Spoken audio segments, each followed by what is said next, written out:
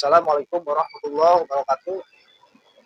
Kita akan belajar untuk membuka di bagian perangkat-perangkat head ya, dan untuk pengecekannya dari mana apakah ada yang masalah di bagian cylinder cope head ini ya, atau cylinder head di sini, dan seperti apa nanti ditimbulkannya, dan yang masih layak pakai seperti apa ya. Oke, langsung kita coba buka.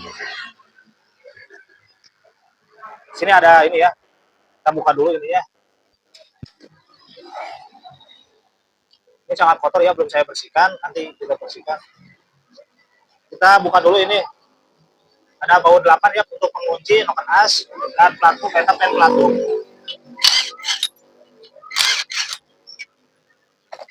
Oke, jika sudah, ya kita cabut noken asnya.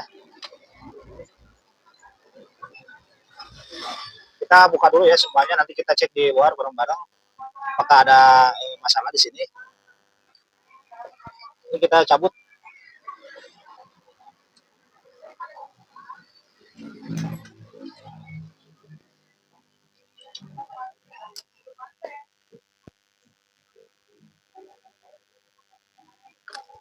Oke, kita buka dulu. Kita gedor ya. Kita pukul. Lalu kita masukkan ya. Biar tidak biar tidak leungit ya, biar tidak hilang. Kalau hilang, kadang barang sekecil ini nanti pekerjaan kita akan terganggu ya, karena untuk mencari barang yang kecil hilang ini. Kita simpan ya. Kita selipkan di sini.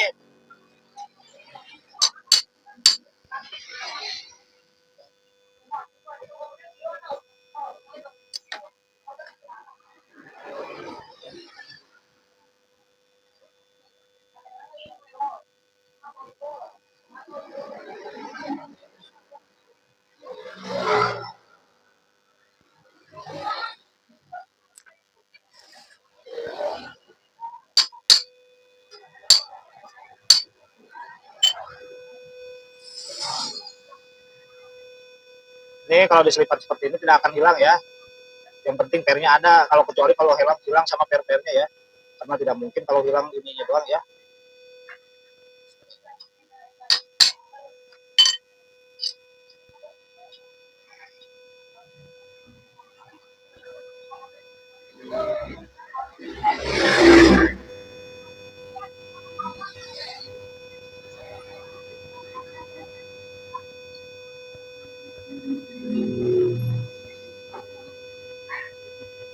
Ini tinggal kita cabut.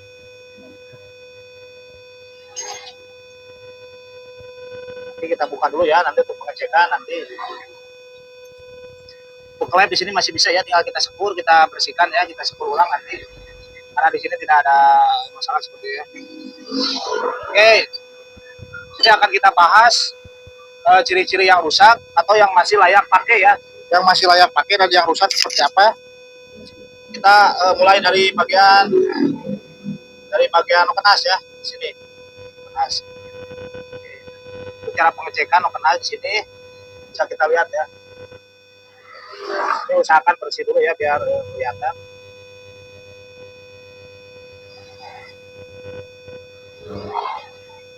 Oke. Untuk di bagian nokenasnya ya di sini. Nanti untuk bagian beri kita bahas juga. Di sini untuk nokenas sejenis motor Dixon MX, ya suka ada suara ngelitik ya, atau suaranya gandeng melontok. Kebanyakan di sini ya yang terkikisnya di bagian ini. Di sini dekat bagian ADS ya, di sini untuk ADS di sini dikompresi nanti untuk apa? Untuk pembukaan kompresi ya, untuk memunculkan kompresi di sini. Biasanya di sininya ya. Yang bagian ini dia biasanya mulai terkikis, sehingga untuk di bagian dudukan ini dia tidak rata ya. Jadi kadang longgar setelannya, kadang dia pas ya. Jadi suaranya bisa juga ditimbulkan dari sini ya. Suaranya ngilitrik. Ini untuk bagian dudukan dudukan ADS ya, atau dikompresi. Namun di sini untuk cara mengeceknya tinggal kita raba pakai tangan ya. Kita benar-benar kita fokus, kita raba pakai tangan sambil dilihat ya. Sambil dilihat seperti ini, kita raba. Jika ada yang mengganjal ya, atau ada salah satu yang kurang enak di apa dipegang, dicekel, tapi itu rusak ya. Dan di sini hanya kotor ya, di sini masih aman. Di sini masih aman, hanya kotor saja. Dan untuk bagian bearing, dia kadang suaranya ngolotruk ya, kopok ya suaranya. Bearing juga, soalnya saya sering nemuin dia untuk di kasus motor Dixon ya, Dixon Jupiter MX. Kita cukup memutarnya seperti ini. Kita putar, jika putarannya lancar dan tidak ada timbul suara, berarti itu bagus ya. Dan kita cek goyangannya di sini. Kita cek juga ya goyangannya di sini. Dari bawaan pabriknya juga ada goyangan ya, sepelang. Cuman dia sedikit ya, dia sedikit. Dan ini masih dari batas toleransi ya untuk putarannya apa untuk kerenggangannya atau sepelangnya. Di sini masih dari batas toleransi ya. Ini masih layak pakai jika kita putar di sini masih lancar dan tidak ada goyangan. Ini masih bagus ya. Dan kita cek juga untuk di bagian sini, ini harus sepan ke bagian head ya di sana. Di sana ada bearing juga ya di bagian head, ini harus sepan ya. Harus pas, jangan ada kelonggaran. Kalau ada kelonggaran, ini menimbulkan suara juga ya. Di sini menimbulkan juga suara. Oke, dan kita lanjut untuk di bagian pelatuk ya. Di sini ada pelatuk klep atau rock and arm ya. Untuk cara mengecek pelatuk klep di sini,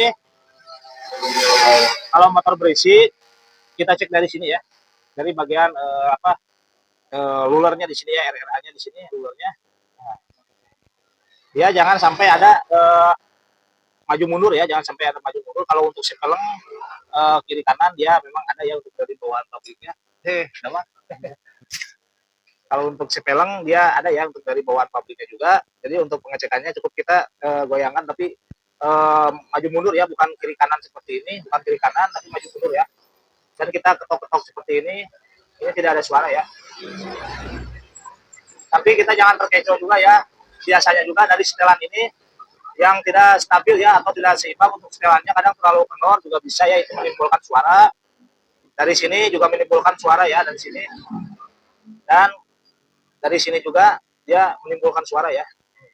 Kita cek untuk tadi bagian lubang fan arm dan fan armnya itu sendiri ya. Kita raba seperti ini. Jika ini masih mulus, berarti ini bagus ya. Dan kita masukkan ke sini, kita goyang, berarti ini masih bagus ya. Maka ini layak pakai dan tidak akan mungkin menimbulkan suara ya kalau pemasangannya kita benar nanti ya. Oke. Kita lanjut untuk di bagian pair klep ya.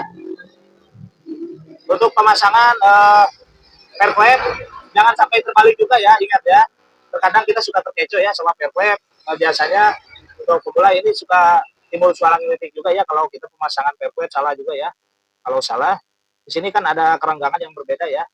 Di sini kerenggangannya sangat jauh dan di sini cenderung lebih rapat ya. Jadi posisinya yang renggang itu di bawah ya. Oke. Mohon maaf, jadi yang itu ya. Jadi yang renggang itu di bagian atas ya. Di bawah mungkin saya, di bawah soalnya posisinya seperti ini ya. Nah, posisinya seperti ini berarti di bawah ya dia ya. Untuk yang renggang ya, untuk yang renggang dia di bawah. Untuk yang renggang di bawah ya. Jadi ini juga bisa menimbulkan suara ya. Dan untuk di bagian klep, untuk di bagian klep di sini juga bisa ngelitrik ya, juga bisa ngelitrik. Ngelitriknya itu disebabkan dari mana? Dari kekurangan sepannya ya, atau kelonggaran di bagian nanti saat masuk di bagian boslet ya. Kalau bosletnya masih bagus. Untuk cara mengeceknya kita cukup raba juga ya seperti ini. Kita jangan lihat motornya ya, namun kita raba seperti ini. Jika masih halus untuk permukaannya, berarti dia masih bagus ya. Dia masih bagus. Dan kita cek juga dari bagian sini. Ini juga menimbulkan suara ya. Kebanyakan ininya jeding ya. Jadi setelan klep ayo di setel terus ya. Ininya suka jeding juga nih. Kita cek juga dari ininya dan dari setelan ininya juga ya.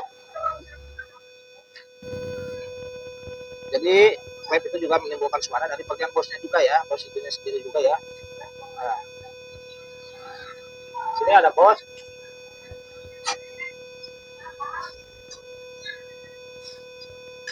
Bagaimana untuk cara mengecek bos klep yang masih bagus atau bos klep yang sudah rusak ya?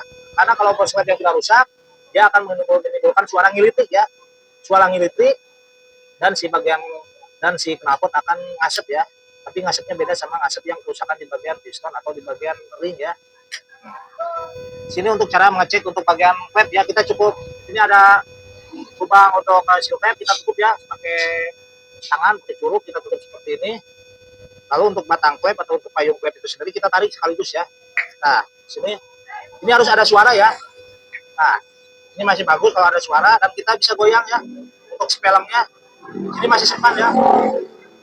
Ini masih batas toleransi, masih sepan. Berarti ini untuk bos klep masih bagus ya, jadi masih layak pakai.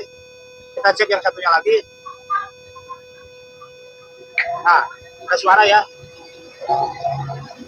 Nah, ini ada suara. Nah, ada suaranya kita tarik ya, suaranya keras. Berarti di sini bos klep masih layak pakai juga ya. Dan untuk batang klep juga masih bagus juga ya.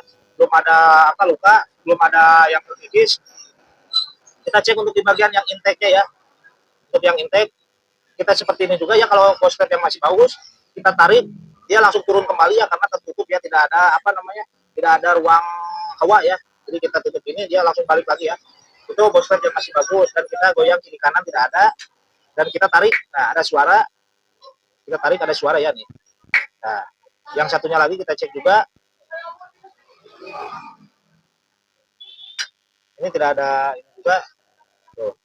Nah, kita tarik, buat di sini ada suara juga ya. Nah, ada suara berarti itu masih bagus ya untuk bos klep. Namun untuk saat pembongkaran mesin kita wajib ya, mau nggak mau kita wajib ganti seal tape ya, karena seal tape itu harganya tidak seberapa ya, murah, walaupun masih bagus kita ganti ya seal tape. Dan kita cek juga dari sana ada bearing tuh di sana, kita putar ya, dia putarannya masih lancar, tidak ada sedikit keseretan atau sedikit ada gerinjal ya, tidak ada, berarti dia masih bagus ya. Dan kesininya dia masih plek ya, masih span, berarti dia masih bagus. Dan kita cek juga untuk di bagian ini, sini rumah untuk pen ya, di sini rumah untuk pen. Nah, di sini tidak ada goyangan, tidak ada goyangan, dia langsung masuk ya, namun tidak seret ya, masih bagus, tidak ada goyangan. Di sini masih bagus juga ya, masih wajib apa, masih wajib dipakai ya.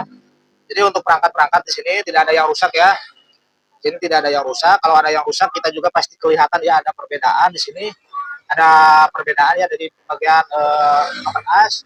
Namun di sini kita lihat masih bagus ya, dan saya raba juga di sini tidak ada masalah, tidak bagus, berarti ini masih layak pakai ya. Kalau ada kerusakan kita raba ya dari semua, mulai dari bagian klep, dari batang klep, dari bos klep, dari bagian noken as, dari bearing-bearing noken as dan noken arem, mulai dari kartu klep, dari bagian as klep ya atau pen klep, mulai dari lahar-laharnya semua kita cek ya, harus benar-benar teliti. Jadi agar kita tidak kerja dua kali nantinya ya. Oke, mungkin segitu cukup ya penjelasan dari saya, semoga bermanfaat. Mohon maaf jika ada kekurangan, bisa dikoreksi kembali ya. Wassalamualaikum warahmatullahi wabarakatuh.